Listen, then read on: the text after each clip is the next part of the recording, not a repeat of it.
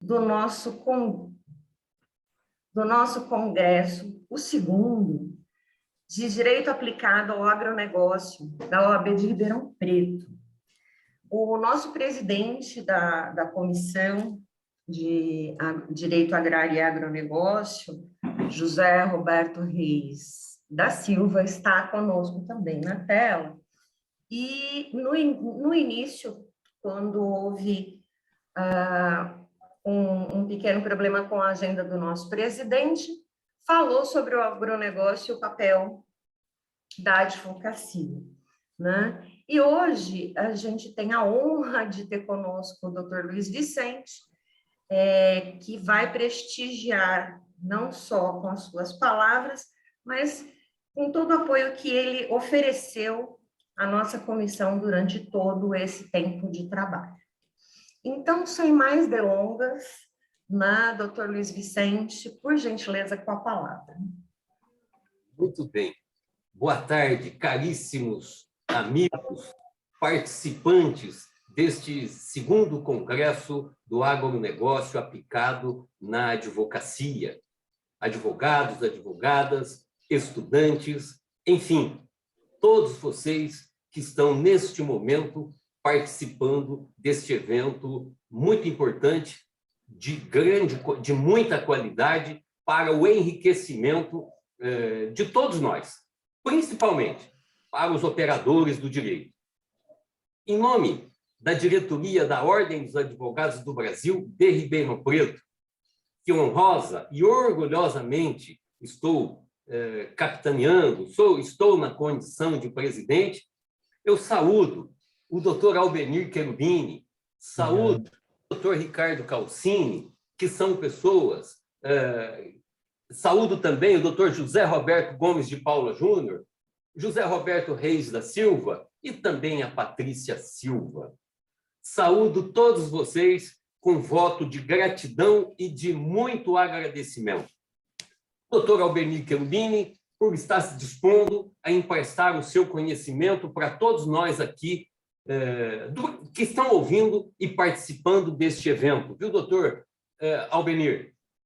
Sinta-se em casa, sempre bem-vindo, e quando puder, estando na região, venha nos visitar, venha estar conosco, porque as portas da Ordem dos Advogados do Brasil estarão sempre abertas ao senhor. E digo mais, a minha casa, o meu escritório, também está à sua disposição aqui na cidade de Ribeirão Preto.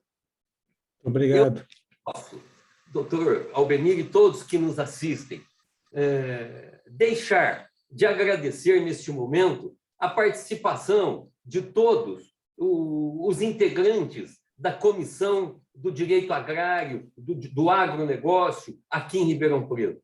São colegas advogados abnegados, militantes, e que muito têm contribuído com a advocacia ao propor um evento deste porte, desta grandeza, que em muito tem auxiliado os colegas militantes. Então, em nome do Dr. José Roberto Reis da Silva, que muito feliz fico em dizer aos senhores, eu tenho orgulho disso, o doutor Zé Alberto foi meu aluno na faculdade há um bom tempo e se desdobrou no profissional que é, dando tudo de si em prol da gestão da OAB, juntamente com seus parceiros, colegas advogados, a doutora Patrícia, o doutor José Roberto.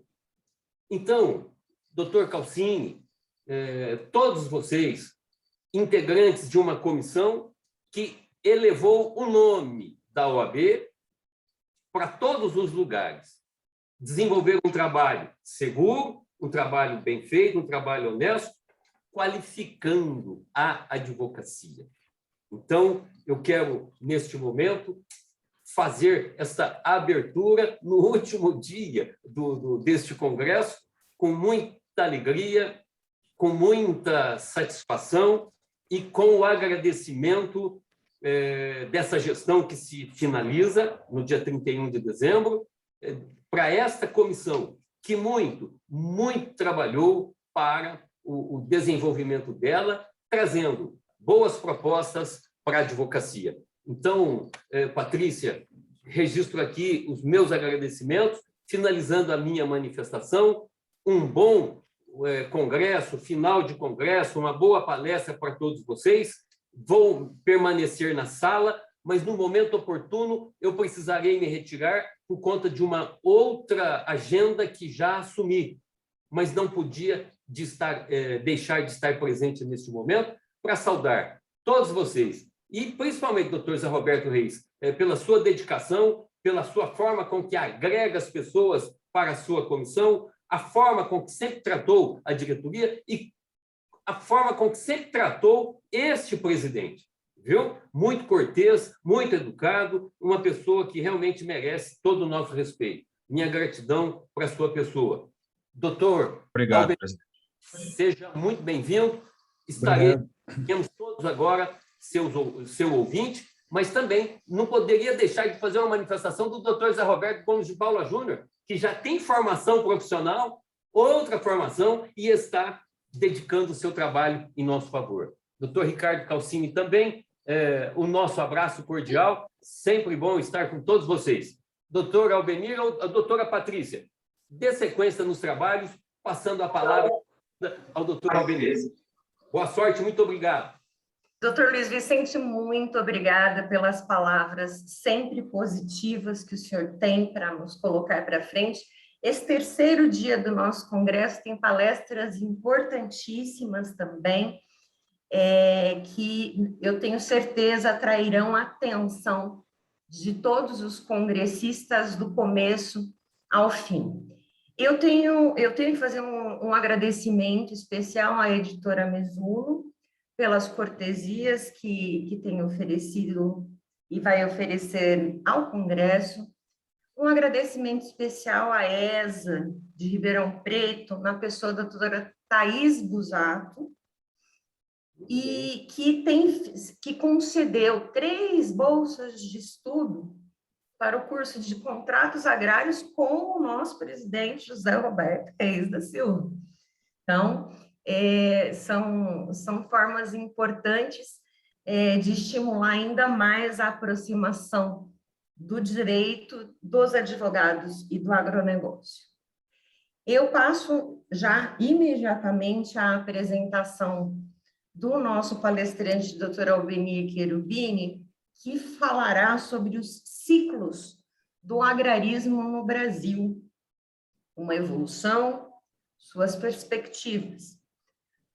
O Dr. Albenir é natural de Rosário do Sul, no Rio Grande do Sul, bacharel em Ciências Jurídicas e Sociais pela Universidade Federal de Santa Maria, especialista em Direito Ambiental Nacional e Internacional e mestre em Direito pela Universidade Federal do Rio Grande do Sul. Ele é professor de Direito Agrário e Ambiental, integrante do Grupo de Estudos e Pesquisas de Direito Agrário, Agronegócio, Gestão, Inovação e Sustentabilidade da Universidade Presbiteriana Mackenzie e do Grupo de Direito Aplicado ao Agronegócio do IDCC. Foi coordenador científico da especialização em Direito Agrário e Ambiental aplicado ao agronegócio do IUMA da Unip. Atualmente lecionando como professor convidado em cursos de pós-graduação do IBDA, da Unicesumar, do IBCC e FDF. Membro da União Mundial dos Agraristas Universitários, que tem uma sigla que eu acho despiciendo, e da União Brasileira dos Agraristas Universitários, a UBAL, que é muito relevante aqui no nosso espaço. Colaborador dos portais Direito Ambiental, com diversas obras de referência na área agrária e ambiental, criador do projeto Direito Agrário levado a sério e mentor da Liga Universitária de Agraristas, a LUA. E ele vai, não sei se vai ter uma apresentação, mas depois podemos colocar à disposição seu Instagram, seu Lattes e as suas publicações. Aí eu preciso passar logo a palavra para ele, porque senão eu vou ficar só falando do currículo dele e ele não vai falar, coitado. Doutor Albeni, o senhor terá 50 minutos.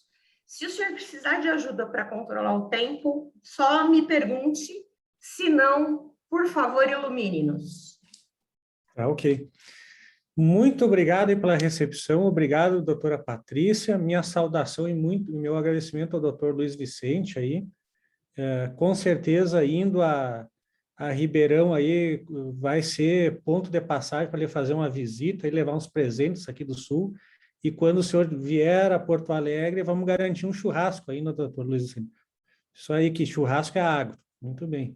Professor Ricardo Calcini, uma honra estar aqui com o senhor, com o doutor José Roberto Gomes de Paula Júnior também, e meu amigo, doutor José Roberto Reis da Silva, que me prometeu um presente de aniversário em nome do clube dele. O clube dele acabou não cumprindo no dia 24. E ficou pela metade, né, doutor José Roberto?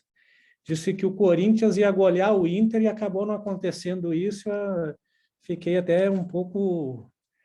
Não veio o presente por completo, né? Então, faço aqui essa colocação, né?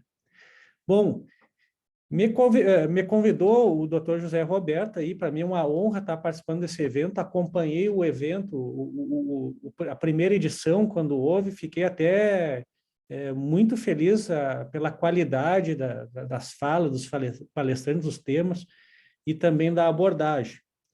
Dizer que para mim é uma felicidade muito grande aqui estar falando entre colegas, falando da advocacia. Eu até quero comentar para vocês que eu venho... eu era servidor do Judiciário Federal, mas meu sonho sempre foi ser professor e ser advogado, e recentemente eu consegui, depois de algum tempo, vir para a advocacia e estou realizado, completo profissionalmente, assim, em termos de uma felicidade, especialmente por trabalhar na advocacia voltada para o agronegócio. Então, eu quero falar hoje de um tema, pode parecer um pouquinho teórico, mas vai chamar bastante a atenção para os profissionais do direito, dada a necessidade que a gente tem hoje de se qualificar, se preparar para a atuação especializada no agronegócio. E a minha felicidade também é muito grande pelo fato de estar falando de uma das mais importantes comissões de direito agrário, pela relevância que tem para o país a cidade de Ribeirão Preto com relação à importância dela para o agronegócio. Com certeza, em São Paulo, uma das mais importantes cidades, polos do agronegócio que a gente tem aí no estado e também com reflexo para o país como um todo.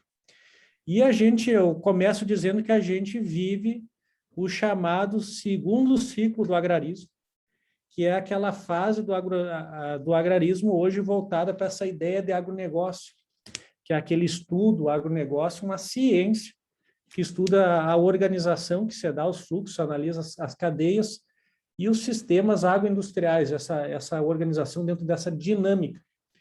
Então, a gente está numa fase de dinâmica. E antes disso, nós tivemos uma fase que é uma fase estática de estudo do direito agrário, muito voltado para as relações envolvendo especialmente as questões fundiárias. Eu preparei um breve slide aqui para seguir de roteiro aqui. Deixa eu só ver aqui se eu estou habilitado para compartilhar a tela. Ok, está habilitado. Deixa eu só botar aqui para compartilhar. Só quero o ok aqui para quando estiver aparecendo. Isso já está aparecendo, né? Certo. Então, aqui é ciclos do agrarismo, evoluções e perspectivas.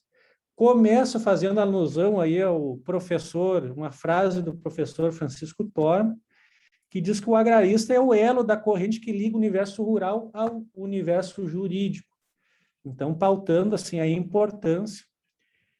Aí eu já gostaria de dizer que nós, profissionais do direito, nós, a advocacia agrária, da advocacia voltada, aplicada ao agronegócio, na verdade, o nosso papel aqui na ciência, nessa dinâmica do agronegócio, é dar esse suporte especialmente em trazer a segurança jurídica para o negócio, segurança jurídica para esses produtores aí trabalharem em paz, que a gente já vai ver que a atividade agrária ela tem uma sujeição a uma enormidade de riscos, e o que um produtor rural quer é paz, tranquilidade para produzir, e a gente tem que ter uma visão do direito como garantidor disso, pelo menos na parte jurídica. Então, nosso papel da advocacia é essa, lembrando que o agronegócio está cada vez mais especializado, uma busca maior da gestão, e aí eu já começo lembrando uma frase do colega Luiz Fernando Cavalheiro Pires, aqui da Farsul, do Rio Grande do Sul, que diz que o agronegócio já não admite mais amadorismos. E eu parafraseio sempre ele dizendo que nós, profissionais do direito que atuamos no agronegócio, também não podemos mais ser amadores. Então, essa necessidade de se especializar, de fazer essa conversa com os profissionais da área técnica, e a gente vai ver que o agronegócio é muito amplo, inclusive para nós que atuamos na área jurídica. Então, tem espaço para o profissional do direito agrário, do direito trabalhista, que nem nós vamos ver adiante aí com o professor Calcini, com os tributaristas, com a parte do profissional que atua no direito ambiental aplicado ao agronegócio, e por aí vai. E eu começo essa fala minha mostrando por que até então o direito agrário ele era pensado, ele era raciocinado, às vezes por uma carência de problema de metodologia, isso influenciou o ensino, publicação das obras, então teve um primeiro ciclo muito estático, muito voltada a questões relativas, só se falava de propriedade e reforma agrária. E, por vezes, isso trouxe até uma animosidade de quem ia começar a estudar o agronegócio, pegava aquelas obras, olhava as obras, estava sendo problema, pô, só falava de reforma agrária, só desapropriação, mas isso aí não atende mais a demanda do negócio. E aqui eu dou meu depoimento pessoal, doutora Patrícia, que quando eu me formei na Federal de Santa Maria, a minha faculdade tinha cadeira de direito agrário. Metade da disciplina era essa parte fundiária, outra metade era contratos agrários. E o resto não era, basicamente, era ignorado, não era estudado. Por quê? Porque o conteúdo que tinha essas faculdades acompanhava o quê? Acompanhava geralmente essas questões. Mas existe um porquê, um motivo histórico de por que o direito agrário era estudado com mais ênfase com essa parte relativa à parte fundiária. E aqui eu trago para vocês, na tela, a explicação histórica de por que isso aconteceu. E aí nós temos o quê? A capa dos manuais de estudo do primeiro curso de formação dos procuradores do IBRA. Hoje a gente conhece por INCRA, o IBRA, Instituto Brasileiro de Reforma Agrária, que foi realizado lá no ano de 1965. Esse material era do professor Zibete, nosso presidente da UBAL, que infelizmente veio a falecer no dia 16 de agosto, a quem eu rendo aqui, inclusive faço as minhas homenagens aqui pelo trabalho incessante que ele teve na divulgação do direito agrário. Mas voltando aqui à fala, a gente vai ver que criou-se, dada a necessidade na origem, que foi editado o Estatuto da Terra em 64, a necessidade de organizar a parte fundiária brasileira. E daí o Estatuto da Terra, entre essas várias previsões, trouxe uma muito importante, que é a criação de um órgão da burocracia para ser responsável para organizar essa questão fundiária. O que tratava esse IBRA? Tratava justamente do cadastro rural, da discriminação de terras devolutas, da reforma agrária, da colonização. Então, esse foi o objeto do órgão da burocracia responsável por solucionar esses problemas. E se eu crio um órgão da burocracia, doutor Luiz Vicente, eu preciso o quê para ele funcionar? Os burocratas. Então, qualificou-se esses burocratas, e aí a gente começa a entender esse porquê que o direito agrário acabou ficando vinculado mais nessa visão do INCRA, dos procuradores do INCRA. Porque, vejam só, surgiu um ramo novo, autônomo e especializado no ordenamento jurídico brasileiro. Aí teve aquela novidade, muitas faculdades começaram, então vamos botar disciplina de direito agrário aqui na minha universidade. Qual que era a forma mais fácil? Convida o procurador do INCRA para ser o professor. Ora, um profissional, né? Ele vinha, daí já começava a primeira dificuldade. Você não tinha material bibliográfico para trabalhar. O que ele fazia, até às vezes por falta de conhecimento, falta de acesso, bom, vou dar a aula conforme aquilo que era, eu aprendi lá no curso do INCRA, aquilo que eu executo no meu dia a dia profissional. E daí chegava para dar aula, bom, mas não tenho, o que eu vou repassar para os alunos? Começaram a montar as apostilas. Essas apostilas começavam a dar origem aos primeiros livros de direito agrário no Brasil. Então, notem que não é por acaso. Só que, por óbvio, eu já devo advertir desde o início que o direito agrário, essa parte fundiária, é uma microfração do objeto do estudo de direito agrário no Brasil. Bom, resolvido minimamente a questão fundiária no Brasil, o que eu tenho? Eu começo a ter a produção. Então, começo a ter os produtores, lembrando que a atividade agrária no Brasil, por força do artigo 10 do Estatuto da Terra, ela é destinada aos privados, ou seja, o poder público não desenvolve a atividade econômica chamada como atividade agrária. Então, os privados começam a produzir.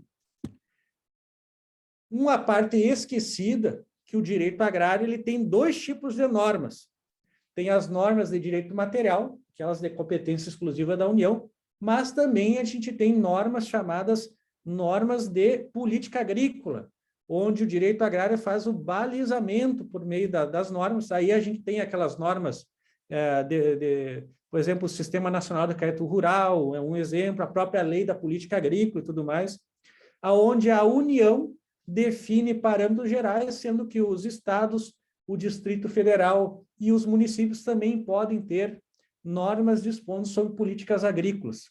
Então essa parte da política agrícola, que a gente já vai ver mais adiante, foi um pouquinho esquecido, esses outros institutos foram um pouquinho esquecidos desses professores, desses primeiros manuais e tudo mais, e a gente vai ver que o agronegócio, a ideia que nós temos hoje por agronegócio, sempre esteve presente, desde a origem, o nascimento do direito agrário no Brasil, lá no Estatuto da Terra, a parte que ele definia as normas de política agrícola, a primeira vez que uniformiza política agrícola em âmbito nacional, que até então a gente tinha políticas agrícolas setoriais e conforme as cadeias, e depois eu já vou mostrar mais um documento que vai comprovar isso aí que eu estou falando.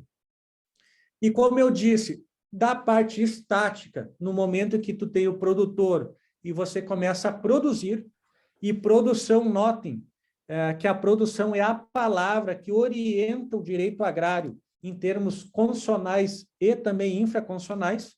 Até eu costumo dizer, fazer um paralelo, se você pegar a disposição lá do 225 da Constituição que fala do meio ambiente, qual é a principal palavra que resumiria o direito ambiental no Brasil? Seria equilíbrio.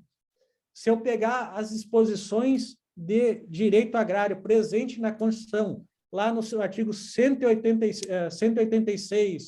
187, as outras, vocês vão ver que a principal palavra seria resumida na palavra produção. E na medida que eu começo a ter a produção, e aí vejam essa parte central aqui, ó, que é o dentro da porteira, eu vou produzir. Para eu produzir, eu preciso que eu vou precisar de insumos, vou precisar de equipamentos, então vou precisar antes da porteira, ó, começou a se organizar a coisa. No momento que eu tenho a produção, o que acontece? Esse produtor vai precisar vender, vai precisar comercializar, vai acontecer os processos de agroindustrialização, as negociações até chegar no mercado consumidor. Então, notem que o segundo ciclo, ele tem como característica justamente essa dinâmica, essa movimentação, essa série de relações jurídicas que vão estar presentes no antes, no dentro e depois da porteira. Então, aí nós temos aqui, até eu trago o conceito do nosso amigo Renato Burarello, que teve aí palestrando no primeiro dia do evento, que ele traz uma noção já do conjunto organizado das atividades econômicas, que envolve todas essas etapas, vai dar o conceito de agronegócio. certo?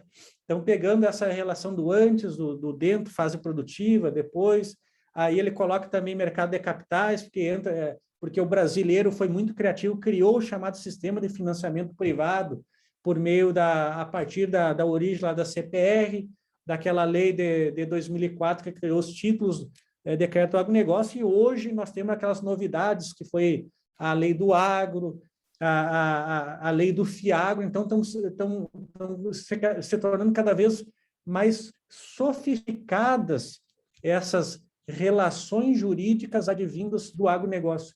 E aí, doutor Luiz Vicente, a gente vê o surgimento de ramos cada vez mais especializados, a necessidade de profissionais em cada elo da cadeia, e não existe uma cadeia igual ao outro. E aí nós temos uma pluralidade de situações jurídicas. E o Brasil, nesse sentido, ele tem um destaque maravilhoso, porque aqui a gente tem uma coisa que é só nossa, diferente das outras áreas do mundo, que a gente tem cadeias relacionadas a pequena, média, grande propriedade, temos a produção mais variada possível, conforme a região. A gente tem produção orgânica, a gente tem a produção das commodities, a gente tem diversidade de frutos, de climas. Aqui, por exemplo, o sul do país, no último inverno, estava nevando. Outros locais é clima quente. O Brasil desenvolveu toda uma sistemática de produção do cerrado, área tropical, que antes não existia no mundo. Hoje a gente vê a irrigação do Vale São Francisco trazendo mais novidade, aquelas inovações de petrolina, produção lá na região amazônica, cerrado brasileiro, sudeste, sul. Então, assim, o Brasil é muito plural, ele é muito rico, é muito cheio de oportunidade, muitas relações. Hoje a gente vê o desenvolvimento de cada vez mais de indústrias, de inovações, de tecnologia, e o direito agrário tem que acompanhar, por óbvio, essas novidades. E aqui está um documento histórico que eu tinha falado para os senhores, que se chama Mobilização do Complexo Agroindustrial, que é um documento lá daquelas reuniões que debateram o projeto de lei que deu origem à nossa lei da política agrícola, a lei 8171 de 1991, que disse que a ideia para a implantação dessa nossa lei da política agrícola era implantar a chamada teoria do agribusiness no Brasil. Então, notem que o direito agrário, por meio da sua legislação, ele já trouxe o alicerce que deu origem a essa nova fase, esses novos ciclos de estudo do direito agrário, que tem como marco, segundo lembra o professor Zibert, a gente teria como marco disso de transformação o artigo 185 da Constituição Federal, que é aquela que traz a produção, o dever de produção como parâmetro. Então, aqui vale dizer que no Brasil, quem é possuidor, proprietário do imóvel agrário, ele tem esse dever de produção, independentemente do tamanho dele. E esse dever de produzir de forma organizada é que dá essa dinâmica toda e trouxe as condições para que o Brasil se desenvolvesse nesse setor econômico, que é o setor do agronegócio. Aqui eu tenho um quadrinho mostrando ali, pela perspectiva do direito agrário, onde o direito agrário se aplica no agronegócio, lembrando que o direito agrário é apenas um dos tantos ramos que se aplica ao agronegócio, mas para mim é um ramo indispensável de estudo para o profissional da advocacia que quer atuar, porque ele tem ele tem no Brasil já 50 anos, tem uma sólida base de teoria geral do direito agrário que a gente está revisitando, até por sinal, porque a gente tem que partir da base, mas se adaptar aos tempos presentes para também, a partir desse estudo, dessa base, a gente também projetar as novidades para acompanhar as novidades que vêm aí no futuro. Então, a gente tem, antes da porteira, fases preparatórias, então a gente vai ter normas de direito material quanto à política agrícola, aí a gente tem, por exemplo, a questão dos contratos agrários, do financiamento, a compra e venda, os barter, e por aí vai. Dentro da porteira tem aquelas questões relativas à regularização da atividade agrária, os direitos do produtor rural, as normas de proteção do meio ambiente agrário, que é o que ocorre dentro do uso racional e responsável desses naturais, a fase depois da produção, que é o fora da porteira, que começa a comercialização, a agroindustrialização. Aí tem algumas normas de materiais e as normas de política agrícola conexas, abrangendo processamento, agroindustrialização e por aí vai. Direito agrário, então, presente em maior ou menor grau de influência, de incidência, conforme a dinâmica do agronegócio. Aqui uma apresentação grande disso, que o direito agrário segue sendo a pedra angular do mundo jurídico do agronegócio, sendo que as outras pedras teríamos direito civil, direito comercial, tributário, e vai, direito trabalhista, direito ambiental, cada um com a sua lógica, com a sua sistemática, mas sempre lembrando que é o direito agrário que traz essa bagagem teórica, os alicerces aí que deu início muito dessa imagem para ressaltar a importância que teve o direito agrário em toda essa transformação, porque sem ele a gente não chegaria na fase final e com certeza não chega, até mesmo para explicar por que algumas normas tu tem uma preocupação maior, uma incidência, uma protetividade por parte do Estado, porque a gente tem que lembrar que a atividade agrária ela é também uma atividade de interesse dos estados. Vejo aí o reflexo atual da pandemia, onde muitos países estão perplexos com a suba dos alimentos. Agora a gente teve esse problema dos containers, do transporte da China para cá. Temos esse problema aí que afetou também a questão dos fertilizantes, do glifosato, alguns insumos. Então, notem que alguns países vão ter problemas alimentares muito graves. E a gente sabe que onde falta o alimento, onde falta a produção agrícola, o que acontece? Pode acabar, além com a suba de preço, em alguns casos, chegar a caos social. Então, a atividade agrária ela é fundamental para a paz, para a segurança, para a ordem pública. Então, por isso que ela é de interesse estatal. E aqui eu lembro, inclusive, o trabalho do Dr. Lutero Pereira Paiva, lá de Maringá, que ele tem um livro chamando que a atividade agrária é uma atividade de soberania, certo? Então, eu faço até meus cumprimentos ao Dr. Lutero. E, avançando, já que eu falei nesse sentido, 3 elementos basilares dentro do estudo do direito agrário, para a compreensão, além da ideia dos ciclos do agrarismo, que é que o profissional do direito que vai atuar no agronegócio, ele tem que ter domínio dos conceitos de atividade agrária, de imóvel agrário, que é o estabelecimento onde se vai realizar a atividade agrária, e o conceito de produtor rural. Aqui eu vou passar bem rapidinho aqui para não extrapolar o tempo e fazer as considerações lá das perspectivas, que é o seguinte: atividade agrária é uma atividade econômica, não posso perder de vista. Quem explora tem que produzir. Por isso que, às vezes, a gente vê alguns conceitos, por exemplo, a geografia fala de subsistência. Subsistência hoje é incompatível com a realidade atual nossa. Por quê? A maioria da população vive nas cidades. A gente depende dos produtores rurais. Que nem tem aquela imagem que diz, agradeça ao produtor rural, a gente tem que agradecer ele pelo menos 3 vezes ao dia, para ter uma alimentação adequada, que atenda às necessidades humanas. Porque imagine se a gente, na cidade, que eu não produzo a minha alimentação, eu não produzo os produtos de origem animal e vegetal que eu uso no meu dia a dia. Imagina se todos os produtores rurais tivessem apenas subsistência. Acabariam com as cidades, certo? E, por ser uma atividade econômica, o que tem como requisito? Ela tem que ser explorada de forma profissional e organizada. Aí a importância da gestão. Ela vai se realizar num imóvel agrário. Então, a qualificação do imóvel agrário é muito importante, a gente já vai ver. Ela é voltada para a produção de alimentos, matérias-primas de origem animal e vegetal, também compreendendo o processamento, a sua comercialização, e aqui um grande elemento diferenciador que não tem nas outras atividades econômicas, aí eu digo outras atividades econômicas, a industrial e a comercial, que é o quê? Sujeição ao risco biológico, que também chama o duplo risco da agrariedade, e também a licitude do tipo de exploração.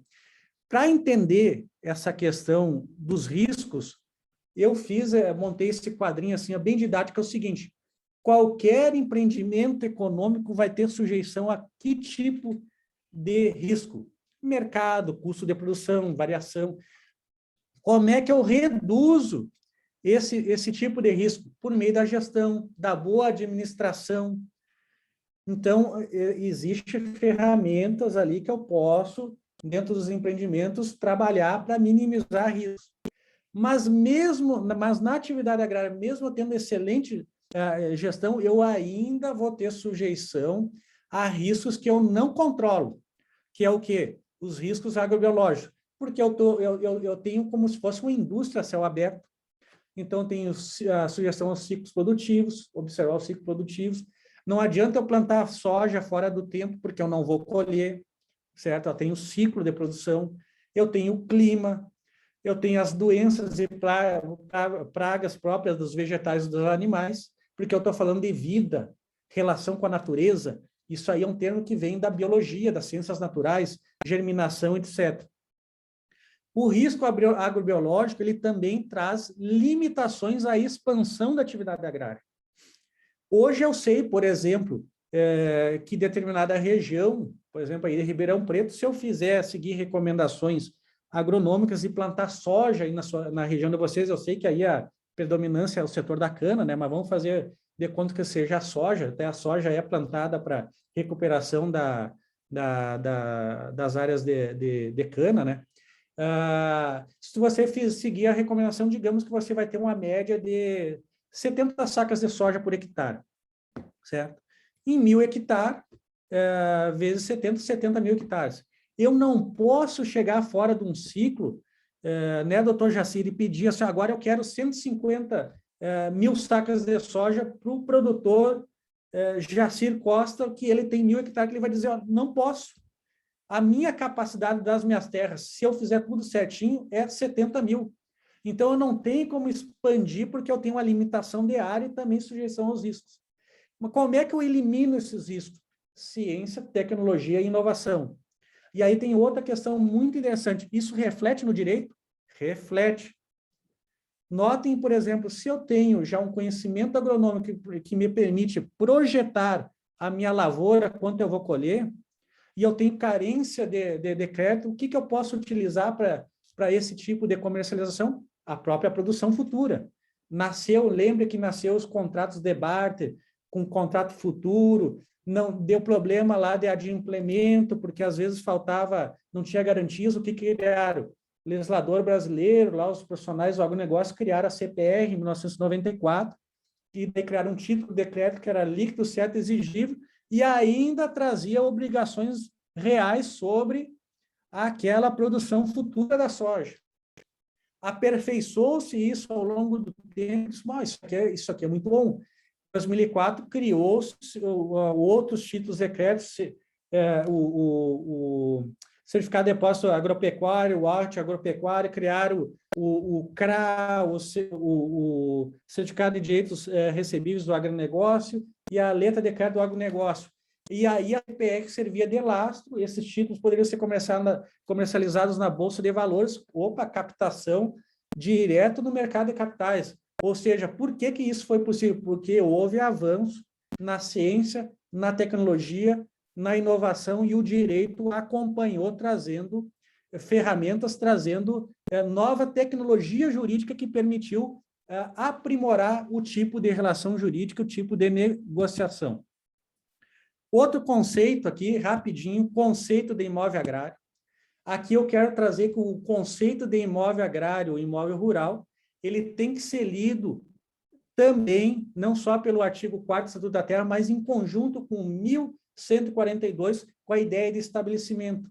É o local onde se vai se realizar. E é importante, nem todo imóvel rural, localizado na zona rural, ele vai ser imóvel agrário. O que qualifica um imóvel como agrário é a vocação dele, a destinação para a exploração da atividade agrária. Por que que eu falo isso? Porque aqui eu vou trazer para mostrar para os senhores, para as senhoras, justamente uma confusão que acontece. Imóvel agrário é unidade econômica produtiva. E, às vezes, a gente vê discurso ambientalista, a gente vê interpretação mesmo para os professores de direitos profissionais e até pelo Ministério Público, tratando imóvel agrário como se fosse unidade de conservação. E não é. E eu até falo aqui que imóvel agrário, existe no espaço imóvel agrário regras próprias de proteção ao meio ambiente, por isso que eu costumo e defendo o conceito de meio ambiente agrário, com incidência de normas próprias trazida pela legislação agrária, que elas incidem e, inclusive, em caráter de especialidade, afastam normas de direito ambiental. Por isso que eu digo que o direito ambiental ele tem a aplicação subsidiária ao direito agrário quando diz respeito à proteção do meio ambiente agrário. E o último conceito é o conceito de produtor rural, que é um conceito que a gente não vai encontrar na lei. Existe um conceito de empresa rural, no Estatuto da Terra, que está defasado, que dá uma noção. Houve uma tentativa de criar uma conceituação de produtor rural lá naquele projeto de lei que deu origem à lei da política agrícola, mas foi vetada por problemas terminológicos. Então, eu faço aqui menção. Inclusive, foi o professor Francisco Torma que encontrou esse dispositivo aqui, chamou a atenção. Outros institutos, outros ordenamentos jurídicos trazem uma noção de produtor rural a partir da ideia, a noção de empreendedor agrícola, com aquela noção da exploração da atividade como empresa agrária. Então, e foi o Código Civil italiano de 1942 a fonte de inspiração para o Estatuto da Terra e para o nosso Código Civil de 2002, nosso Código Civil atual, que trouxe a tal da teoria da empresa, que é justamente ressaltou esse papel da profissionalização dos imóveis e também aqui teve reflexo do direito agrário brasileiro. Existe um conceito no Brasil de uma qualificação de agricultor familiar que daí diz respeito, tem esse vínculo da limitação da terra, da exploração pessoal, mas isso aqui é para fins de uma política agrícola, especialmente a política creditícia. A gente tem a ideia do PRONAF, do seguro agrícola diferenciado, porque a Constituição nossa diz que tem que dar tratamento diferenciado ao pequeno e médio produtor. E também existe a noção do Instituto de Direito Material chamado Família Agrária, que até que quem não conheça, eu convido para acessar lá o direitoagrario.com e procure lá a Família Agrária, que tem um artigo explicando a origem, que a maioria dos profissionais do direito, inclusive, desconhecem, que existe uma família diferente daquela família lá do direito civil, e aqui é uma família de origem romana, enquanto no direito civil é do direito canônico germânico, só para uma curiosidade aí para os nossos estudantes que estão acompanhando esse belíssimo evento. E no Código Civil a gente tem também uma noção da ideia do empreendedor baseada no Código Civil italiano, onde a gente chega que o produtor rural tanto faz ser pessoa física ou jurídica, mas é aquele profissional que explora de forma organizada a atividade agrária. Esses são elementos importantes que qualquer profissional do direito que quer atuar no agronegócio tem que dominar. E dentro dessas características do que já acontece, como é que estamos de tempo, doutora Patrícia? Doutora Benir, eu preciso que o senhor me segue nos próximos 3 minutos, consegue encaminhar é isso para mesmo. nós? Isso aí. Então, na característica atual, o que nós temos hoje realçado? Eu falei de produção, mas a noção de produção que orienta, ela muda ao longo do tempo. Hoje, a produção ela vem também com a preocupação maior de segurança alimentar, da sustentabilidade da produção, e a própria ideia de sustentabilidade, quem trouxe o germe e implantou no Brasil foi o Estatuto da Terra, através da previsão lá da função social da propriedade rural, que hoje eu qualificaria também como função social da atividade como um todo. A ideia maior de multifuncionalidade da exploração dos imóveis, aí a gente lembra lá do Instituto Lavoura, Pecuária, Floresta, nesse sentido, buscar explorar de cada vez uma forma melhor e mais racional, e a intensificação sustentável da atividade agrária, o melhor uso dos imóveis. E agora sim, encerrando, doutora Patrícia, dos desafios futuros está, aí eu trago uma palestra do Ray Gold, professor Ray Goldberg de Harvard, que foi o criador do um dos criadores do agronegócio enquanto ciência, que agora no contexto da pandemia, como a gente tinha, qual é a origem do coronavírus, estava associado com comer, como é que é mesmo, morcegos ou não, então criou-se até um alvoroço nas pessoas com a preocupação com a saúde dos alimentos. E o professor Ray Goldberg, lá inspirado nessa obra dele que está aí na tela, disse que não basta mais pensar o agronegócio apenas como um sistema relacionado à produção de alimentos, de produtos de origem apenas com aspecto econômico, mas também tem que ser pensado como um sistema relacionado à saúde, um sistema de nutrição, um sistema de desenvolvimento econômico, um sistema ambiental, tendo que integrar melhor a agricultura, saúde, ecologia e economia. E essa a gente nota que está sendo um atual contexto do agronegócio, uma cobrança. Aqui a gente teve palestra ontem lá sobre ESG no agronegócio. Então, isso está cada vez mais vivo, mais presente, e nós vamos precisar da advocacia aí para acompanhar, fazer as auditorias, estabelecer esse processo para a criação desse direito, desses novos negócios, dessas relações jurídicas que vêm. E, para encerrar aqui, eu trago a frase do professor Zibete, dizendo que no Brasil estudar direito agrário é preciso, e finalizo fazendo um convite para que conheçam lá o portal direitoagrario.com, o agrolei.com, União Brasileira dos Agraristas Universitários, e, em especial, o projeto Direito Agrário Levado a Sério, que é um projeto gratuito com aulas, que tem gravação de aula, textos e materiais que antes eram quase inacessíveis, hoje a gente publicizou, porque a gente quer o quê? Como professores, como profissionais que atuam no agronegócio, no direito agrário, a gente quer qualificar o setor, qualificar os colegas, chamar atenção para os profissionais do direito que têm que se especializar e têm que também não descuidar de estudar a base, entender de onde é que sai, como é que eu aplico, porque aí sim nós vamos ter profissionais mais qualificados, mais preparados para dar respostas aos anseios dos produtores rurais e também trazendo maior segurança jurídica para o agronegócio. Então, meu muito obrigado, doutora Patrícia, muito obrigado, doutor Luiz Vicente e demais colegas aí. Com isso, eu encerro a minha fala. Muito obrigado. Muito obrigada, doutora Albenier. O senhor recebeu diversos elogios aqui no nosso fórum.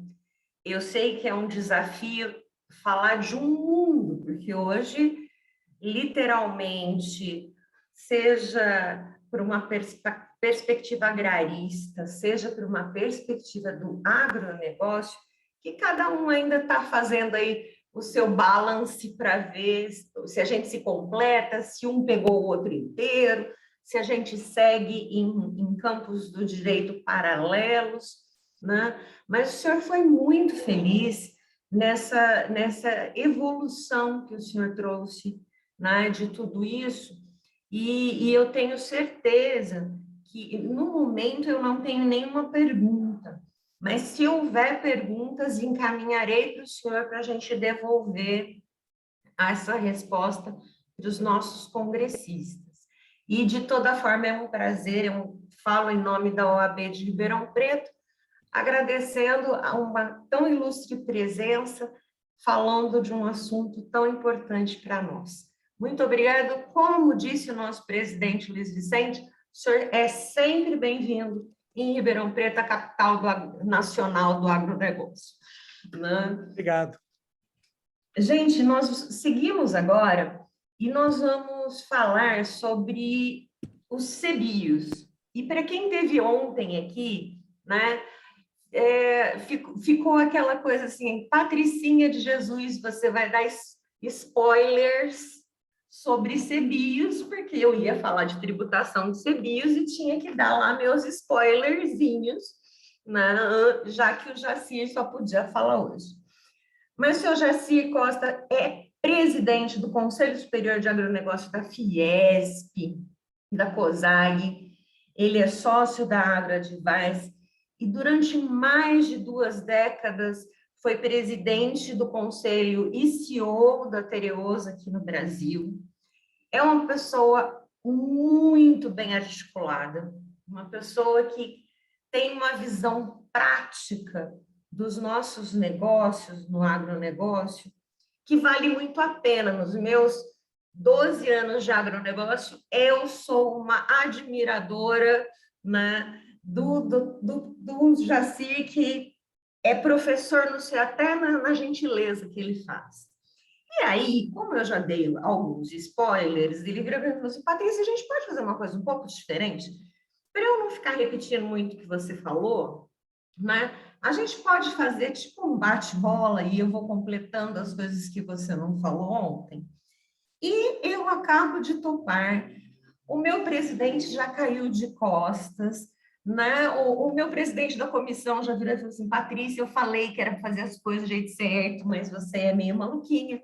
E eu acho que deve ser bastante interessante, porque todo mundo quer saber de CBIOS. Jacir Costa, bem-vindo. Boa noite. Você está com o microfone desligado. Isso. Boa noite, Patrícia. Muito obrigado pelo seu convite. Eu conheço a Patrícia e da atuação dela como advogada realmente no agronegócio, em Brasília. Ela é sempre com uma atuação bastante importante, Patrícia. E a tua gentileza nas palavras de generosidade é muito grande. E é um prazer, uma honra estar aqui com você. Agradeço também ao Luiz Vicente por a oportunidade de estar aqui compartilhando esse assunto que eu me senti tão envolvido, que é o programa RenovaBio, né? Que o CBio é um fruto do programa RenovaBio, da lei do RenovaBio, e que hoje está em pleno vigor, e que a gente tem uma grande expectativa no que tange a descarbonização da matriz de transporte do Brasil, visto que esse programa é um programa muito ambicioso e que vai trazer ganhos para a sociedade brasileira de uma maneira substancial. Então, Patrícia, eu agradeço muito o seu convite, estou muito honrado em estar aqui. Peço desculpas, ontem, infelizmente, eu estava no Mato Grosso e não consegui chegar a tempo de poder atendê-la. Meu caro, foi um sucesso, porque o Graf falou assim, olha, é isso, mas amanhã o Jacir vai esclarecer melhor.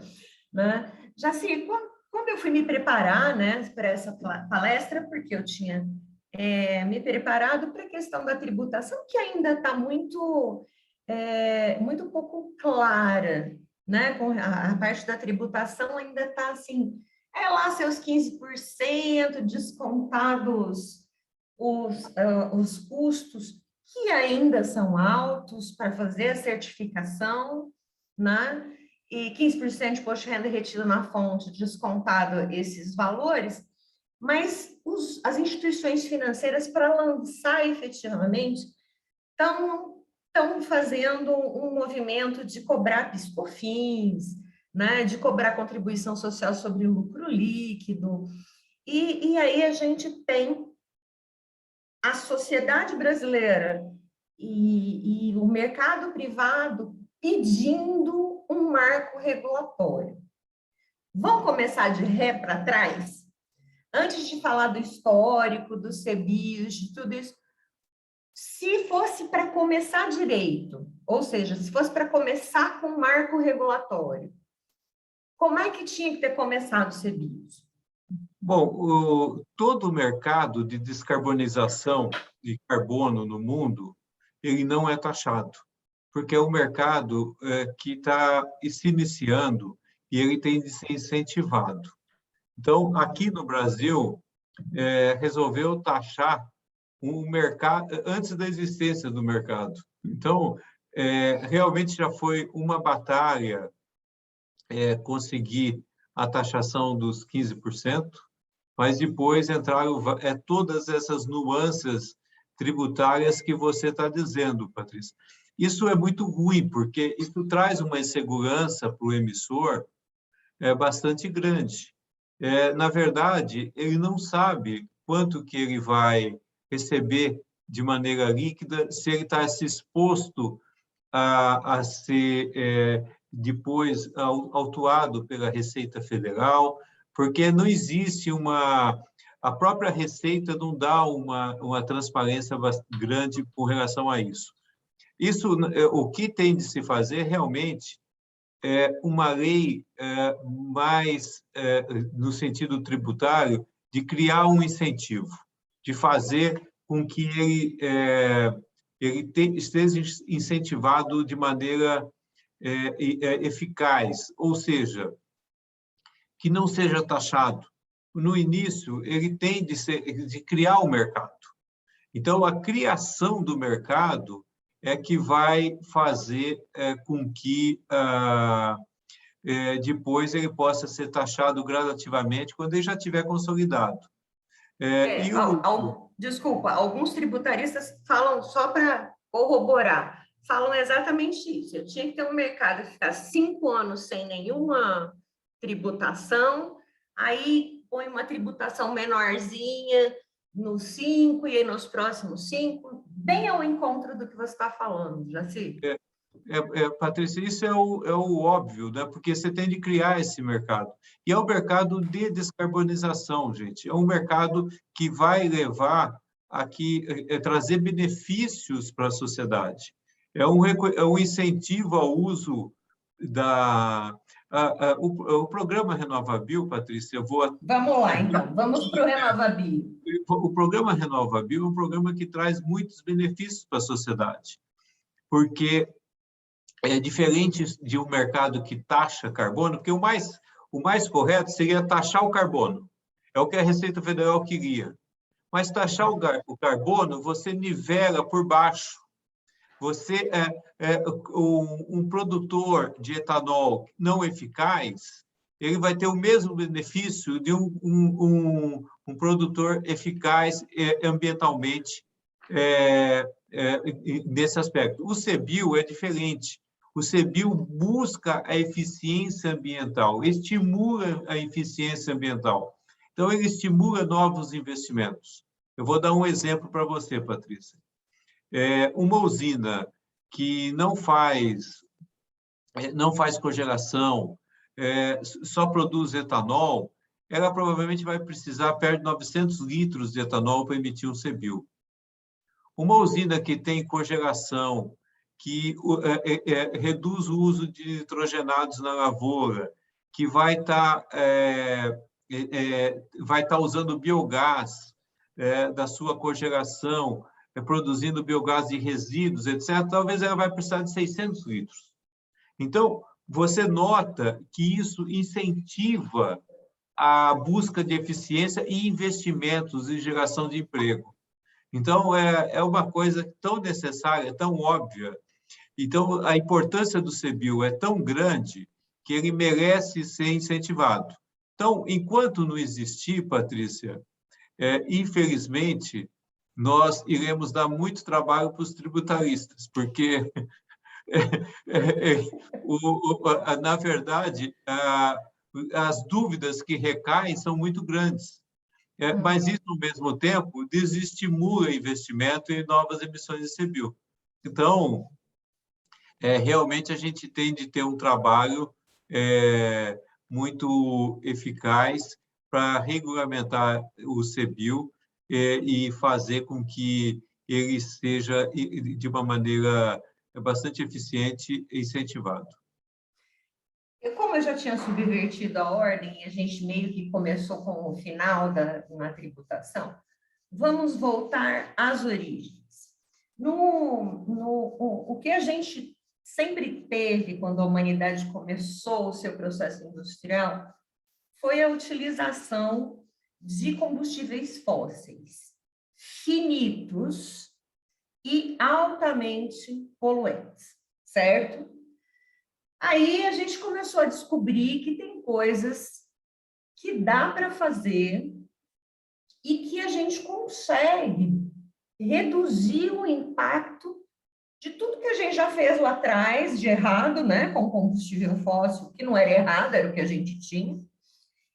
E viemos com compromissos, viemos com experiências internacionais, e lá, dia 26 de dezembro de 2016, finalmente tivemos a aprovação da Lei do RenovaBio, que criou, efetivamente, no Brasil, os CBIOS. Bastidores da criação da lei. Fala para mim, Jacir, que eu sei que você estava lá. Bom, começou realmente em 2016, quando foi enviado a lei do projeto de lei, né, do RenovaBio, que ele foi discutido e aprovado em 2017 e foi, vamos dizer, sancionado e transformado e regulamentado em 2018. E entrou em vigor num ano muito complicado. Entrou em vigor em 2020, porque a lei deu 2 anos para que houvesse, se preparassem a bolsa, a regulamentação tributária, etc., etc. A B3 se preparou, todos os agentes se prepararam, só a Receita Federal que não ajudou. Então, nós hoje temos realmente aí esse imbróglio tributário, mas ele foi um sucesso já em 2020. Em 2021, ele está em pleno vigor, quer dizer, foram comercializados 14,5 milhões de CBIOS em 2020. A meta já é de 24,5 agora esse ano. A meta para o ano que vem já aumenta em quase 10 milhões.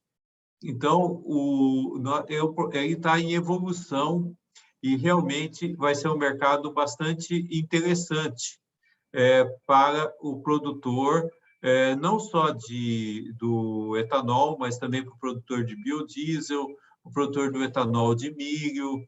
É um grande incentivo, vamos dizer, à produção e à descarbonização. É claro que tudo isso envolveu muitos interesses, alguns interesses contrariados, a parte obrigada, que são as distribuidoras, tentaram retardar o início do programa, mas, ao final de tudo, o final é feliz, porque ele está em vigor já há 1 ano e meio, e com isso está trazendo ganhos importantes e significativos para a sociedade brasileira. Então, assim, só para a gente lembrar, os CBIOS são lançados quando é possível alcançar a eficiência, ou seja, eu deixei de gastar, eu gastaria se fizesse com combustível fóssil, deixei de, na verdade, emitir, né, CO2, 1 tonelada de CO2 para um CBIO, né? Assim, fazendo uma métrica simples. Eu preciso de alguém que faça essa mensuração entre o que eu gastaria, o que eu gastei e quantos CBIOS eu posso emitir. A Embrapa ajudou, fez lá a calculadora dela para ajudar a fazer isso tudo. O sistema financeiro não aceitou só esse fiscal falando, ele quer um aval da ANP. A ANP, acreditando no projeto, está dando esses avais todos para chegar no mercado financeiro, né? E onde eu quero chegar com essa minha fala um pouco mais comprida, mas o que eu gostaria de ouvir de você existe uma chance da gente tirar esse lastro que está na ANP e os nossos produtores serem efetivamente responsáveis pela emissão dos CBIOS?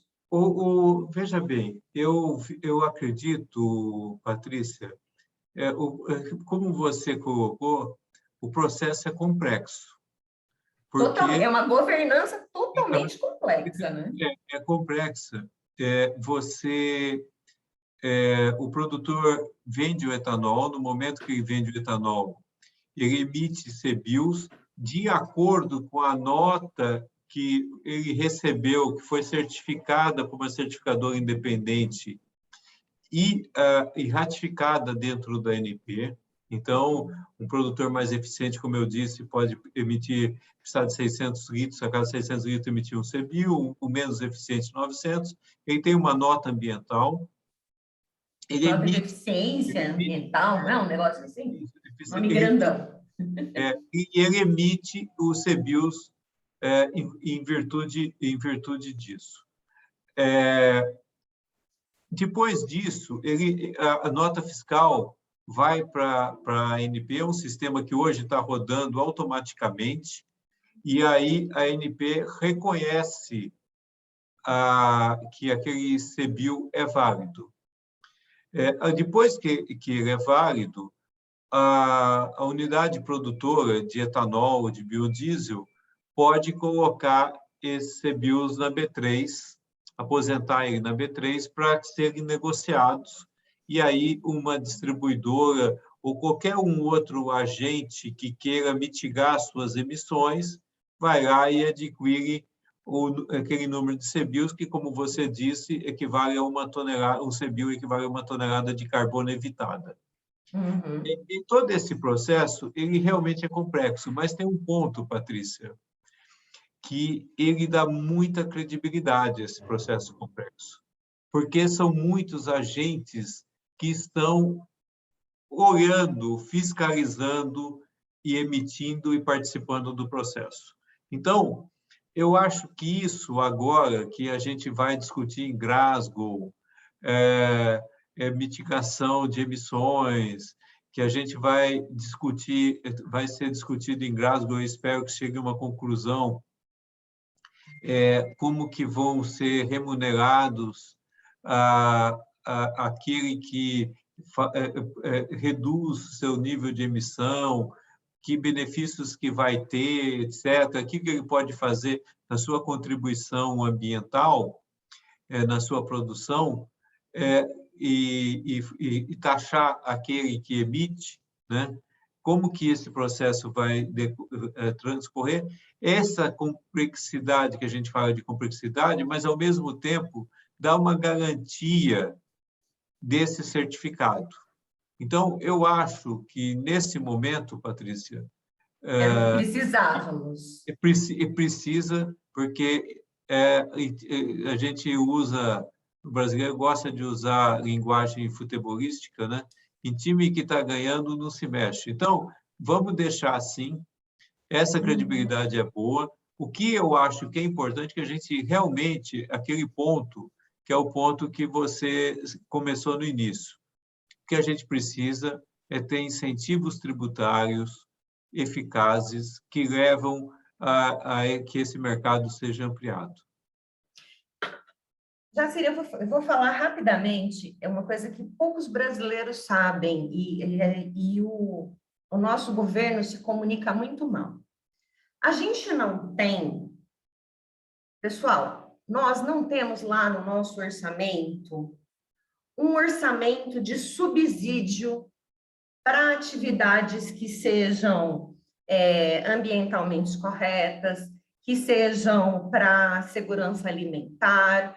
A gente, no Brasil, faz todo o incentivo para fazer frente a todos os outros países do mundo que têm incentivos em suas agriculturas, em suas culturas de exportação, etc. A gente faz por meio de tributo.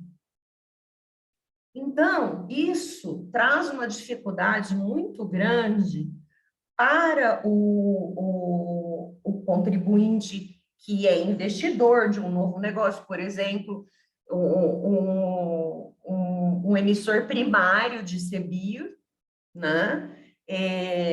Ele está inseguro, mas mais do que isso, ele precisa de incentivo, que foi o que o Jaci falou agora para nós. Então, não é, eles não vão, os usineiros não vão pagar tributo no CBIO.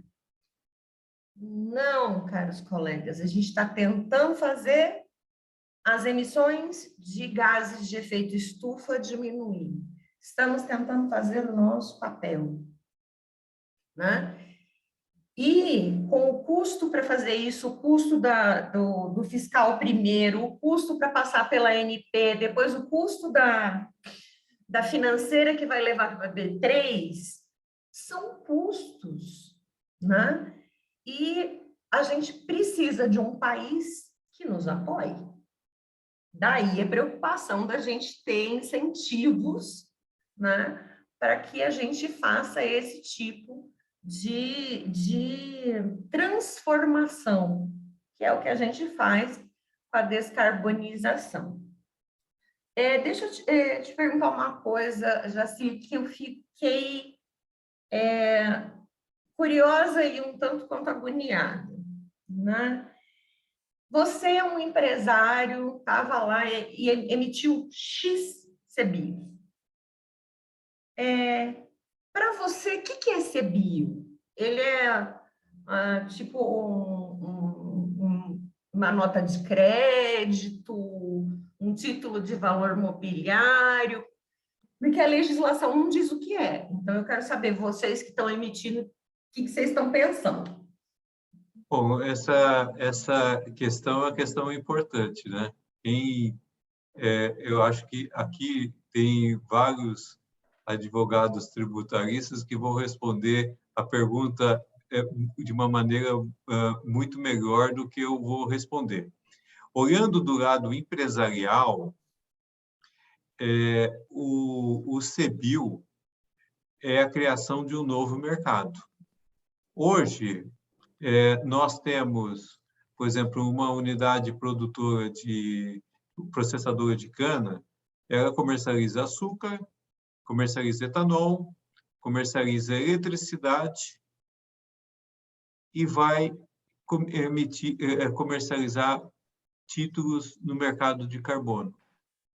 Então, eu acho que isso, primeiro, é uma mitigação de risco empresarial.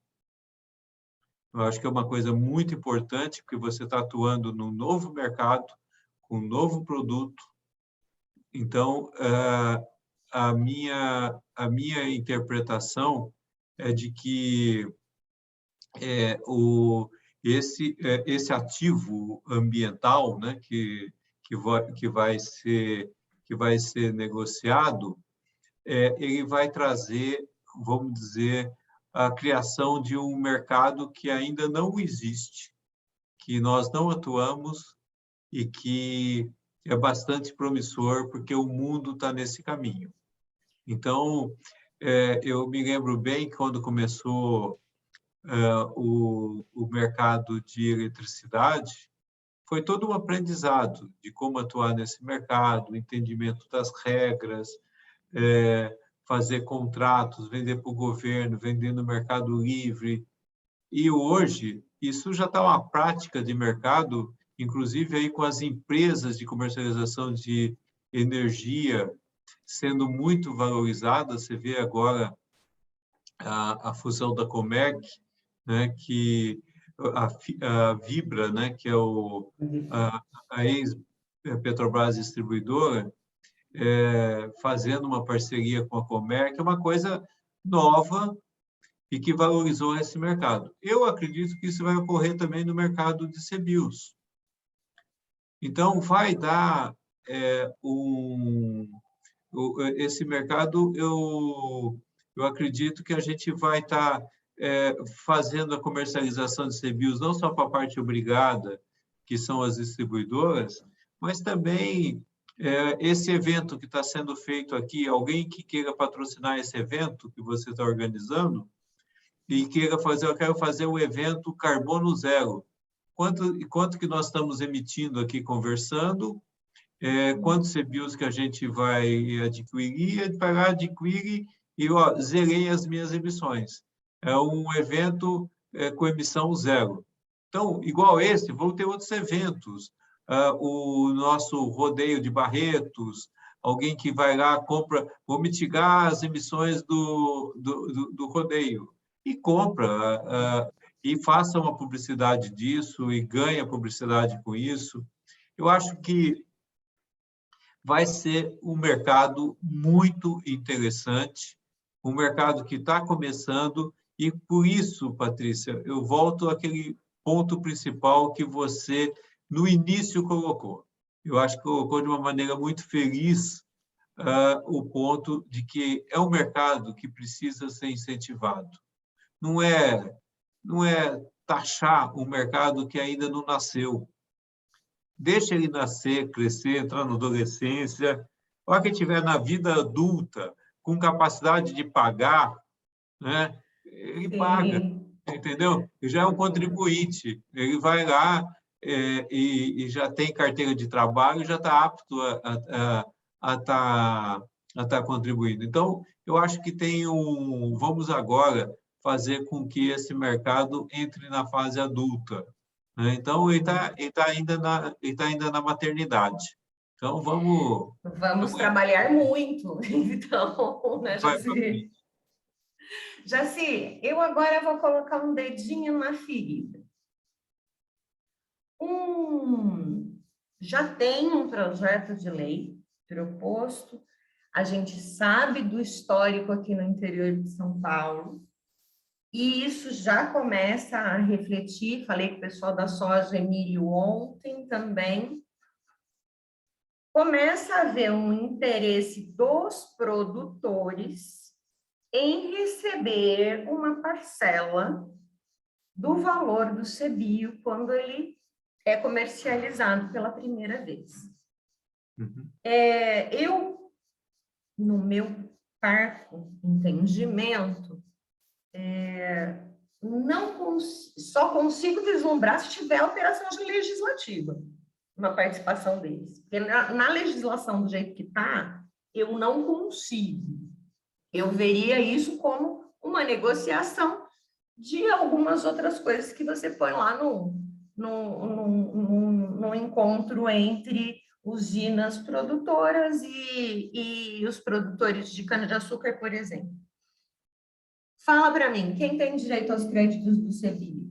Usinas, fornecedores? Veja bem, esse ponto é muito importante. Ele é muito importante pelo seguinte: uma usina, ela pode fazer a emissão de CBIOS e fazer sua negociação sem precisar de dados nenhum de um fornecedor de cana. Hoje, o fornecedor de cana, de um modo geral, responde por 35% da cana processada. 65% é das próprias usinas, então aí não está a discussão. Que estão verticalizadas, né? Aí a discussão está nos 35% que está. Mas não é do interesse, porque ele vai obter uma nota melhor. Então, o que está se fazendo... Vamos falar primeiro da cana, depois a gente pode falar da soja e do milho. Na cana, o que está se fazendo é uma discussão de repartição disso. Várias usinas já assinaram contrato com os fornecedores, fazendo na mesma proporção, independente de lei, porque eu acho que lei não é o caso. Nós nos livramos do Instituto do Açúcar e do Álcool. Você talvez nem tivesse nascido, mas eu já atuava no setor quando tinha o setor de açúcar e do açúcar e do álcool. Naquele tempo, eu tinha de ter autorização para produzir, o IAA dizia quanto que nós íamos produzir, a que preço nós íamos produzir, quando nós iríamos vender e como iríamos vender. Então, era uma marra total. Isso inibiu o setor. Só para te dar um exemplo, o IAA foi extinto em 1990. Né? Isso quebrou o setor, né? Quando o IAA foi extinto, o Brasil tinha uma participação no mercado internacional de açúcar de 8%. Hoje, o Brasil tem uma participação no mercado internacional de 50%. Não dá para 48%. Eu vou ao redor. Entre 40%, depende do ano. Esse ano talvez até seja menor, porque a produção quebrou, mas entre 40% a 50%.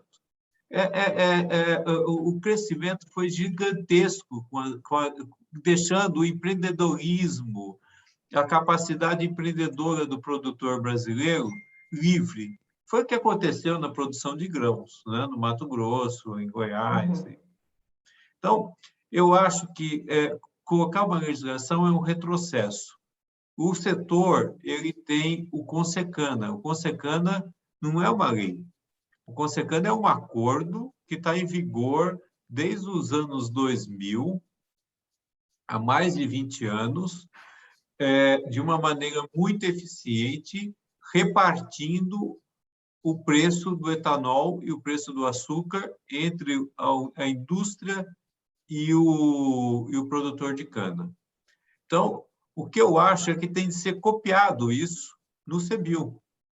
É justo que o produtor de cana receba, é merecedor que ele receba, até para ele ficar incentivado a se melhorar ambientalmente, melhorar a nota final. Ele quer um trator novo que dê menos problema, eu vou ter caminhão mais novo que emita menos CO2. Está envolvido na melhoria do processo, né? Usar menos nitrogênio, melhorar as práticas agrícolas, etc., etc. Então, isso é interessante e isso eu acho que vai ter. Eu acredito que o que tem de se fazer é se colocar dentro do Consecana. É rápido. Hoje, muitas usinas já fizeram contrato de quase 100% com seus fornecedores e estão dividindo isso, e os fornecedores já estão recebendo. Então, já está entrando dinheiro no bolso de fornecedor.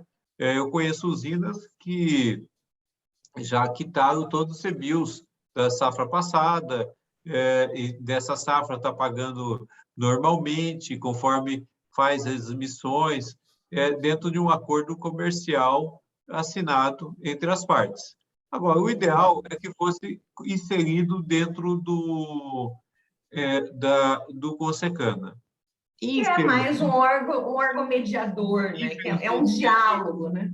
Infelizmente, Patrícia, a gente está polarizado, radicalizado, não só na política, mas em alguns setores. Então,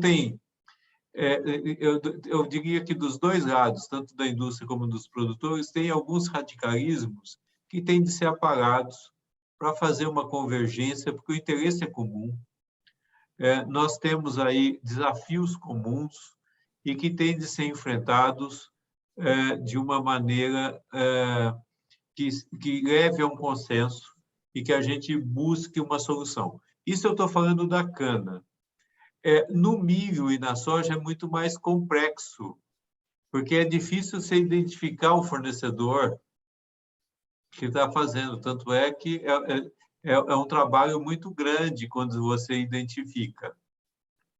E conforme for essa lei, se essa lei for sair, por isso que eu acho que não deve ser lei, deve ser um acordo. Porque o que vai valer para a cana não vai valer para o milho, porque os custos são totalmente diferentes de produção. A dinâmica de custo é muito diferente.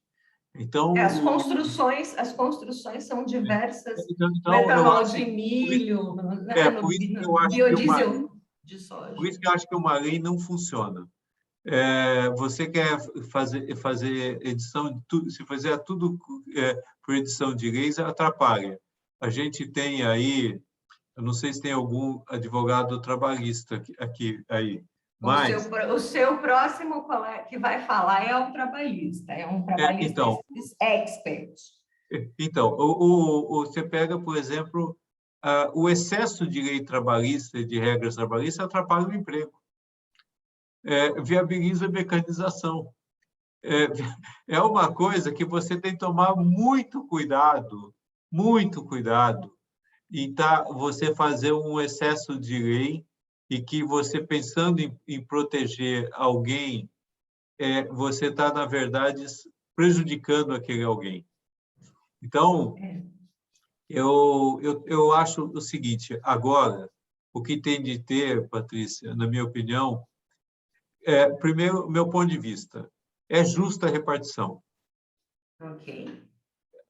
Na minha opinião, a repartição deve ser um acordo privado entre as partes, como é o Consecana. Nós estamos há 20 anos, mais de 20 anos, com o Consecana em vigor, funcionando.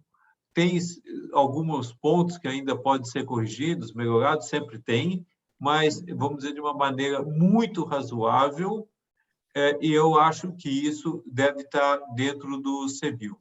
Então, e com muito diálogo e com muita convergência, para que a gente tenha os interesses comuns prevaleçam e o bom senso prevaleça também. Jaci, você é uma pessoa que fala muito bem, que trata bem desses assuntos que a gente está aqui ainda fazendo torcida, e você já sabe o que a gente vai dividir lá em Glasgow. Então, você é uma pessoa excepcional, a quem eu sou muito grata de ter aceito o nosso convite de participar do nosso congresso. E eu queria te abrir só um espaço, se você quiser colocar suas palavras finais aí para os nossos estudantes e advogados que estão assistindo a gente. Patrícia, eu que agradeço o espaço que você concedeu para que a gente possa falar de um assunto que, do meu ponto de vista, é tão importante para a sociedade, para que os estudantes se interessem por esse assunto, se interessem por esse setor, entrem no agronegócio, porque, sem dúvida nenhuma, é o motor da economia brasileira. Muito obrigado pelo convite, muito obrigado pela oportunidade. Muito feliz de estar aqui. Obrigada a você, e nós nos vemos logo por aí para brigar contra esse projeto de lei, para brigar a favor de outros. Sigamos. Um abraço grande. Um abraço, felicidades para você. Fica com Deus. Tchau. Tchau. Gente, e já passamos rapidamente aqui, já agradecendo a participação, a promoção por meio da editora Mizuno. Eu vou passar a palavra para o doutor Ricardo Calcini, que vai falar sobre os direitos do trabalho rural, a legislação especial e o enquadramento sindical. E já aviso, doutor Ricardo, o senhor tem direito de resposta ao que o Jacir falou, né? E o doutor Ricardo Calcini é mestre em Direito pela PUC São Paulo, pós-graduado em Direito Processual Civil pela EPM-TJ do TJ São Paulo, e em Direito Social pelo Mackenzie. Ele é professor de Direito do Trabalho da FMU, professor convidado de cursos jurídicos de pós-graduação da FAD, da ESA, da Croton, da OAB, da MASE, EPD, consultor especialista nas relações trabalhistas e sindicais, organizador do e-book Coronavírus e os Impactos Trabalhistas pela editora JH Mizuno 20, em 2020, coordenador do e-book Nova Reforma Trabalhista, editora ESA, OAB São Paulo, também em 2020, organizador das obras coletivas Perguntas e Respostas sobre a Lei da Reforma Trabalhista, da editora LTR, 2019, e Reforma Trabalhista na Prática, anotada e comentada, editora JH Mizuno, 2019. Ele é coordenador do livro digital Reforma Trabalhista, Primeiras Impressões, da editora Edu-EPB. Minha letrinha ficou pequena aqui, gente, estou ficando cega. Coordenador acadêmico dos projetos Dúvidas Trabalhistas, Pergunte ao Professor, do Jota, e Migalhas Trabalhistas, do Migalhas. responsável pelas colunas Atualidades Trabalhistas, Portal Empório do Direito e Trabalhista em Foco, da Mega Jurídico. Colunista responsável pelo projeto acadêmico Prática Trabalhista da revista Consultor Jurídico Cojur. Palestrante e instrutor de eventos corporativos in company pela empresa Ricardo Calcini Cursos e Treinamentos, especializado na área jurídica trabalhista, com foco nas empresas e escritórios de advocacia e entidades de classe, membro do IBDSCJ, do CEAPRO, da ABDPRO, da Cielo e do GETRAUB da USP. Meu Deus do céu, professor, parece que o senhor tem 1000 anos, mas quando o senhor passou por aqui antes, eu estava vendo a sua carinha, o senhor tinha uma carinha muito jovem, hein? Doutora Patrícia, boa noite a todos os palestrantes e participantes do último dia do 2º Congresso de Direito Aplicado ao Agronegócio. Vamos agora só para uns instantes, quem quiser tomar uma água, o doutor Ricardo Calcini nos pediu uns 10 minutos de tolerância, que ele teve um pequeno compromisso, mas tenham certeza que vocês terão o privilégio de finalizar o nosso belo congresso com a palestra com grande profundidade acadêmica e riqueza teórica. Aproveito para deixar um recado para os nossos nobres colegas. Quem ainda não colocou o seu nome completo e o seu e-mail no chat, para quem precisa o busca certificado, hoje é o momento. Outro recado também muito interessante, fiquem até o final, que depois da explanação do Dr. Ricardo Calcini, ele, como representante da editora Mizuno, nos presenteará com uma unidade de um livro. Qual será o livro que ele vai sortear? Será um livro, 2 livros? Essa é a nossa surpresa para o final do nosso belíssimo evento. Aproveito também o momento para falar que nós sortearemos o curso do ESA, Contratos Agrários, não percam. Eu acho que a gente devia já sortear para deixar o pessoal todo aqui querendo saber que curso é esse, quando vai ser. É um curso de contratos agrários, de tudo que foi falado hoje. Contrato agrário é absolutamente tudo no agronegócio, né?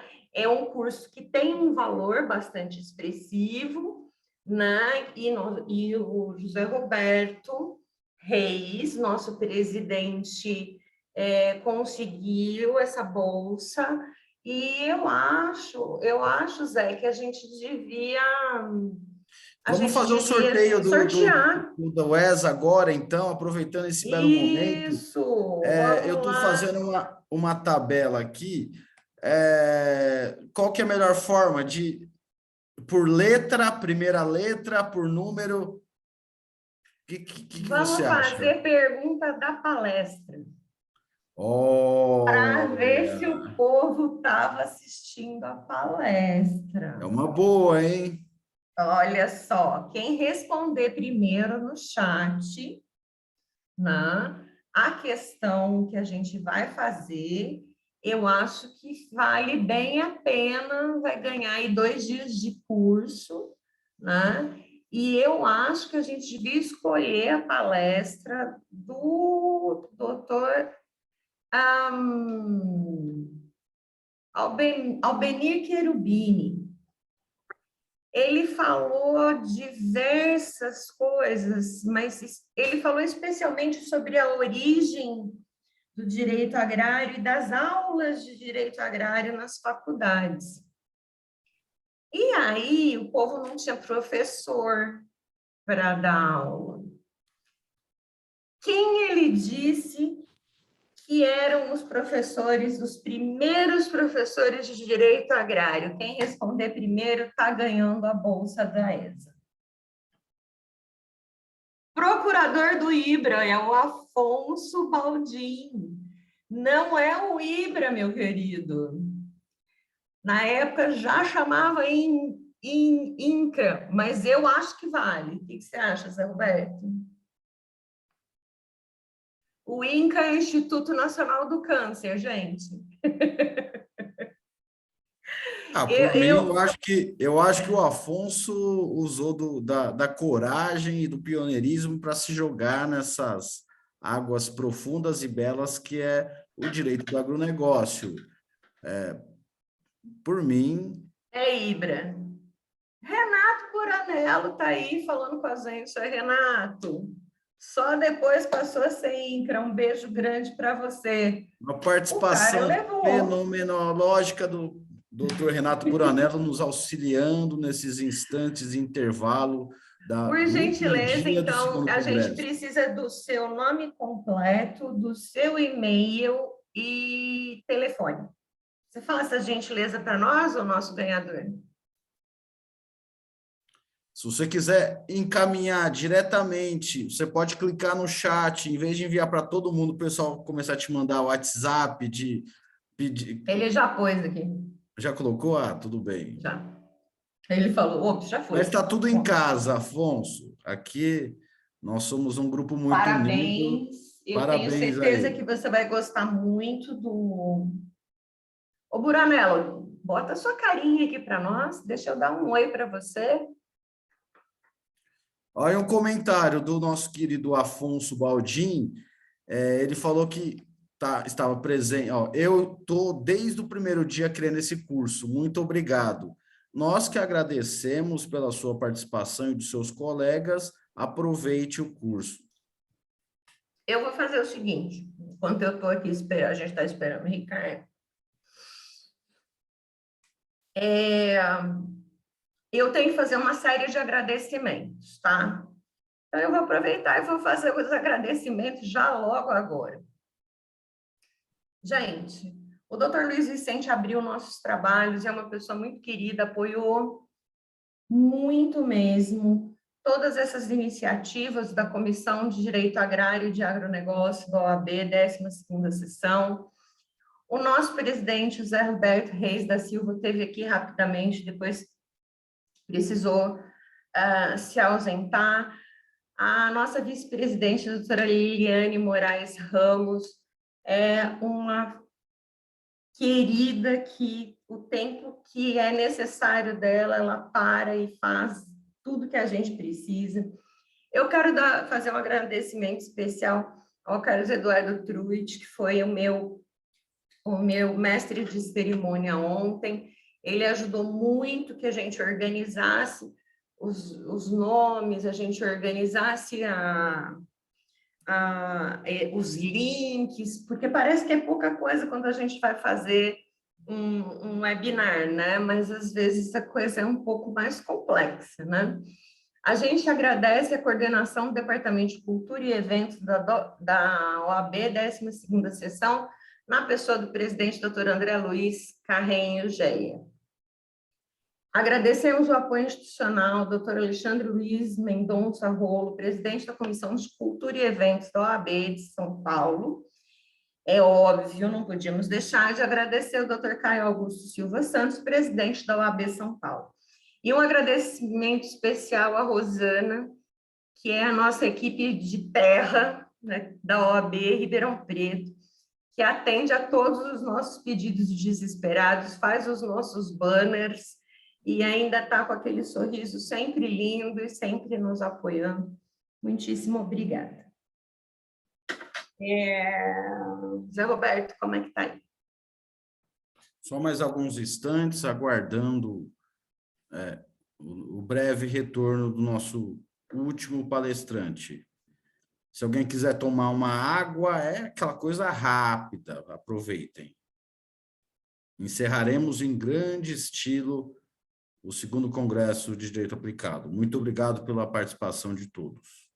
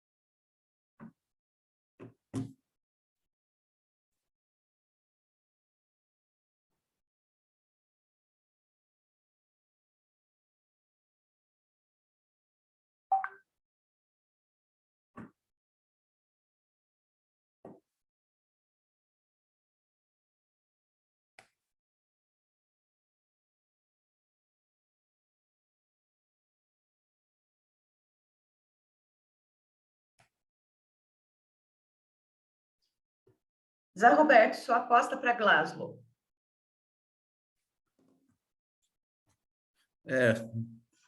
Fica complicado fazer um debate político com as últimas notícias, né? Eu acredito que o panorama, só um instante, recebendo uma mensagem aqui.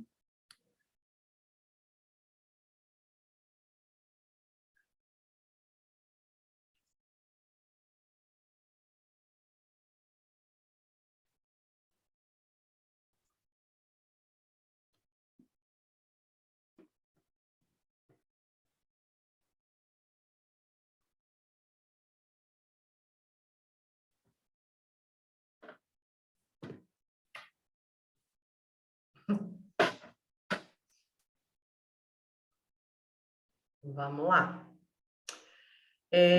Gente, é definitivo, infelizmente, o Dr. Calcini não poderá retornar para o nosso evento. Eu até gostaria de colocar o José Roberto para falar de direito de trabalho, mas não vai ser bom. Já vou avisando, não vai ser bom na área dele, né?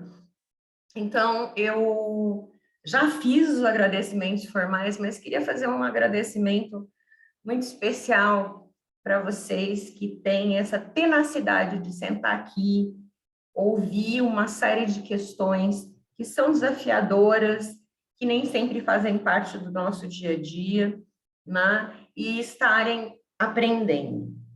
Daqui a 10 dias, aproximadamente, os vídeos desse congresso estarão à disposição no canal do YouTube da OAB da 12ª subsecção. Assim, se você gostou muito, se você quer rever alguma coisa, você pode ir lá e pode assistir outra vez eu dando algumas gafes, essas coisas que eu faço de vez em quando por aqui. Mas, de verdade, Zé Roberto, obrigada por vir me salvar nesse finalzinho de caminho. Vai acabar mais cedo, possivelmente todo mundo vai ter que fazer um happy hour e a vida segue. Um grande abraço para todos. Passo a palavra para o Zé Roberto para encerrar. Bem, amigos, eu sempre costumo dizer que quem sabe faz a hora. Infelizmente, tivemos um problema. Torço para que o professor Ricardo Calcini resolva os seus problemas e que retorne ao nosso evento, já deixando um ar de mistérios para que em 2022 nós possamos nos encontrar na 3ª edição do Congresso de Direito Aplicado ao Agronegócio. Quem sabe a abertura, o primeiro painel, não comece com o professor Ricardo Calcini. Eu acho que nada é perdido. 2021, 2022, nós teremos muitas novidades, ainda mais no que se refere às mudanças ambientais, trabalhistas e um ano de eleição. E como isso vai impactar o agronegócio? Isso será discutido provavelmente na nossa próxima edição.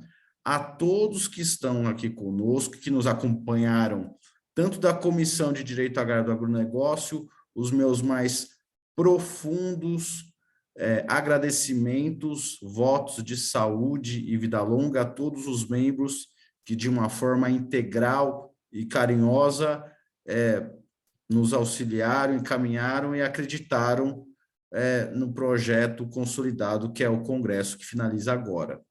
Então, agradeço ao José Roberto Reis, a Patrícia, a todos os membros que não estão aqui, mas têm um pouco do seu sangue, do seu suor e da sua coragem.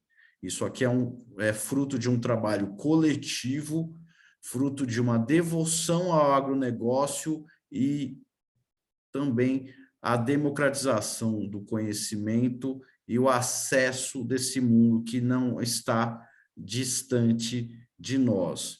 Então, eu agradeço a participação de todos os palestrantes da comissão organizadora, especialmente vocês que ficaram até o final. não tenho mais nada a falar, e que venha o 3º Congresso em 2022. Um forte abraço a todos. Obrigada. Fiquem em paz. Obrigadão.